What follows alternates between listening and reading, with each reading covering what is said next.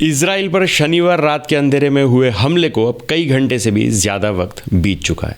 पूरी दुनिया में अब इसकी खुलकर चर्चा हो रही है। इजराइल के पीएम गुस्से की आग में जल रहे हैं तो ईरान अपनी हरकत पर जश्न मना रहा है। इजराइल की सेना करीब 7 महीने से गाजा के मैदान में भीषण युद्ध लड़ रही है।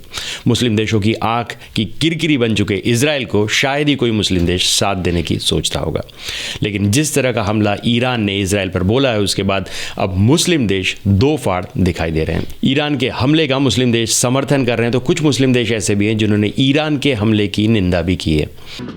इजराइल को इसमें अमेरिका, जॉर्डन और ब्रिटेन से भी मदद मिली। मुस्लिम देश जॉर्डन ने इजराइल को बचाने में अपनी अहम भूमिका निभाई है। इस देश की एयरफोर्स ने इजराइल की मदद करते हुए ईरान के निशाने को मिट्टी में मिला दिया। इजराइल ने जॉर्डन की इस मदद के लिए उसका आभार जताया है। में सबसे बड़ा और पहला नाम है जॉर्डन और दूसरा सऊदी अरब। खबरों के मुताबिक जॉर्डन ने तो इजराइल के हमले के वक्त मिसाइलों की न केवल तैनाती की बल्कि ईरान के हमले को नाकाम करने के लिए अपनी अहम भूमिका निभाई। आसमान में उड़ती हुई मिसाइलें दिख रही थी, लोग घबराए हुए हैं। जॉर्डन ने कबूल किया है कि उसने ईरान के कई ड्रोन हमलों को नाकाम किया है। जॉर्डन के विदेश मंत्री आयमान अल सफादी ने कहा कि हम जॉर्डन के हवाई क्षेत्र में प्रवेश करने वाले हर ड्रोन या मिसाइल का मुकाबला करते हैं ताकि जॉर्डन को कोई नुकसान न पहुंचे या जॉर्डन वासियों को कोई खतरा ना हो। ऐसा पहले भी हुआ था और जॉर्डन पर मिसाइलें गिरी थी और जॉर्डन पर ड्रोन गिरे थे।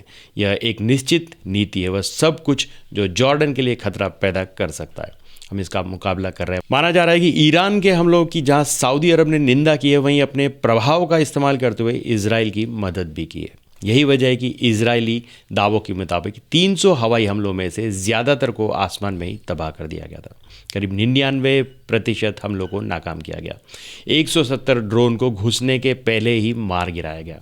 120 बैलिस्टिक मिसाइलों में से ज़्यादातर को आसमान में ही तबाह कर दिया गया। 30 क्रूज मिसाइलों में से कोई भी इजराइल की ज़मीन को भेद नहीं पाई। इजराइल की मीडिया के मुताबिक जॉर्डन के जेट विमानों ने उत्तरी और मध्य जॉर्डन से होकर इजराइल की ओर आने वाले दर्जनों ड्रोन को मार गिराया, जबकि इससे पहले गाजा युद्ध के दौरान जॉर्डन इजराइल के खिलाफ खड़ा रहा है। जानकार मानते हैं कि अब स्थिति बदली है। सऊदी अरब के विदेश मंत्रालय ने क्षेत्र में युद्ध के खतरों को रोकने के लिए सभी पक्षों से संयम बरतने की अपील की है। इजराइल पर हमले के बाद रविवार को संयुक्त राष्ट्र सुरक्षा परिषद की आपात बैठक बुलाई गई। यूएनएससी की बैठक में ईरान के राजदूत आमिर इरवानी ने कहा, हमने जो कुछ भी किया अपनी सुरक्षा के लिए किया। उनका देश नहीं चाहता कि संघर्ष बढ़े, लेकिन अगर कोई भी आक्रामक कार्रवाई हुई तो वह उसका जवाब देंगे। वैसे साल 2023 में सऊदी अरब और ईरान के बीच संबंध सुधरने की खबर भी आई थी, पर हकीकत में दोनों देश एक दूसरे के घुर विरोधी रहे। गाजा युद्ध के बाद भी कुछ इसी तरह की स्थिति बनी हुई जब मुस्लिम देशों की दुनिया में दूरी बढ़ रही है। अरब देश जहां पहले इजराइल के खिलाफ होकर फिलिस्तीन का समर्थन करते थे, अब उनके रुख में बदलाव आया है। हालात यह है कि हाल ही में इस्लामिक अरब शिखर सम्मेलन में पेश किए गए एक प्रस्ताव को पास होने से रोक देने की खबर थी। सऊदी अरब के साथ साथ संयुक्त अरब अमीरात समेत 7 मुस्लिम देश इस प्रस्ताव के विरोध में खड़े हो गए। उनमें सऊदी अरब, संयुक्त अरब अमीरात यूएई, जॉर्डन, मिस्र, बहरीन, सूडान, मोरक्को, मोरटानिया और जिबूती ने प्रस्ताव अस्वीकार कर दिया था।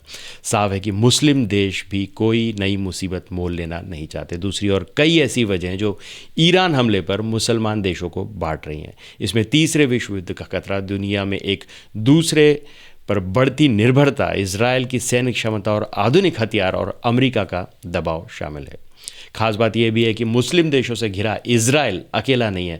उसके पक्ष में अमेरिका सहित कई और यूरोपीय देश भी हैं जो उसे समय समय पर उस पर मंडराते खतरे और संकटों से निपटने के लिए तैयार रहते हैं। तो आज के लिए बस इतना ही। तब तक के लिए हंसते रहें, मुस्कुराते रहें, स्वस्थ रहें, व्यस्त रहें और मस्त रहें। और जी हाँ, चैनल को भी ज़रूर सब्सक्राइब करें।